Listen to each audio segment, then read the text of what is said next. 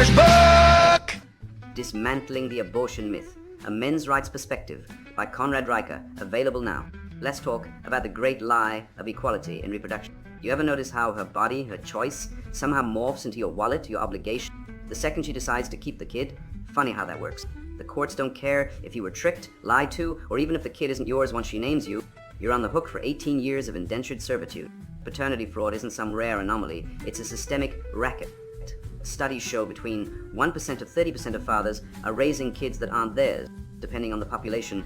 Bellis et al. 25. But try bringing that up in family court and watch how fast the judge shuts you down. The system isn't broken. It's working exactly as designed, to extract resources from men with zero regard for their rights.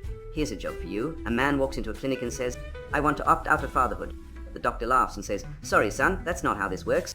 Meanwhile, women have Plan B, abortion, adoption, and safe haven laws, a full menu of opt-outs. But men, you get a bill.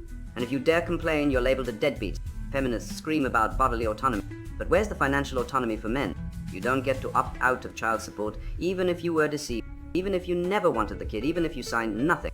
The state treats you like a walking ATM, and the only PIN number is your social security digits. Ever heard of the paper abortion? It's the idea that men should have the same reproductive rights as women, the right to legally and financially disengage before birth. Feminists lose their minds at the suggestion. Why? Because it exposes the hypocrisy at the core of their ideology. They don't want equality, they want supremacy. They want the power to decide when a man becomes a father, and the power to force him into servitude if she chooses.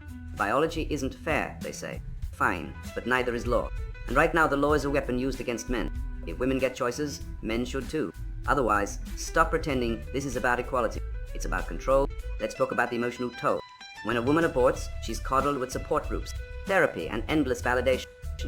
When a man grieves the loss of a child he wanted, he's told to shut up and move on.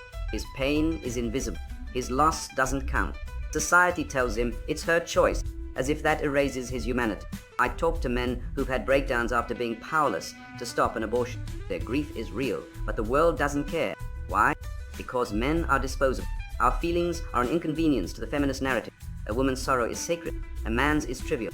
That's not equality. That's gynocentrism in its purest form. So what's the solution? First, we need legal recognition of men's reproductive rights, paper abortions, paternity fraud penalties, opt-out clauses. Second, we need to dismantle the feminist lie that men have no stake in reproduction. They do, biologically, financially, emotionally. Third, we need to shame the hell out of any woman who lies about paternity or uses pregnancy as a weapon. The same way we shame deadbeat dads, we should shame deceitful mothers. Equality cuts both ways. Until then, men are just walking wallets in a system rigged against them. Wake up, fight back, or get used to being a slave. Dismantling the Abortion Myth, a men's rights perspective by Conrad Riker. Buy now, links below video.